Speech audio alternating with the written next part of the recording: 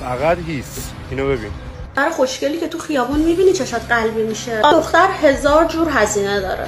باشگاه میره، فیشال میره، لیزر میره، 100 مدل روتین پوستی انجام میده و هیچ کدوم اینا رو قرار نیست در اختیار تو بده. کاش به جای اینکه بگی دخترها پولکی شدن در حد و اندازه خودت انتخاب میکردی. الانم میخوای بیای واسه من کامنت بذاری مگه بابات برات فلان کارو کرده که از پسر مردم توقع داری؟ اون لیزری که اون رفته رو تو میخوای ازش استفاده کنی. باباش که با پشمم دوستش داره.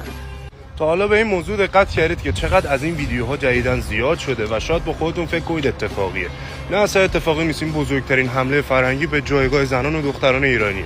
مفهوم کلماتشون چیه؟ همشون بلا استثنا یه سری دیالوگ مشترک دارن که شما به خودتون برسید، زیبا باشید، عملهای زیبایی انجام بدید و غیره، تو بهترین حالت خودتون باشید و در نهایت تمام اینا رو در اختیار فردی بذارید و بهاشو دریافت کنید.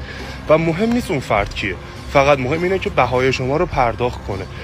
خواهش میکنم توی اینترنتتون سرچ کنید کلمه روسپی یعنی چی، فرق شما با یه لیوان چای چیه. از نظر من جایگاه دختر و زن ایرانی این نیست و اینا دوستای شما نیستن، فقط دارن جایگاه شما رو به پایین ترین شکل ممکن و به رذل ترین شکل ممکن تبدیل میکنن.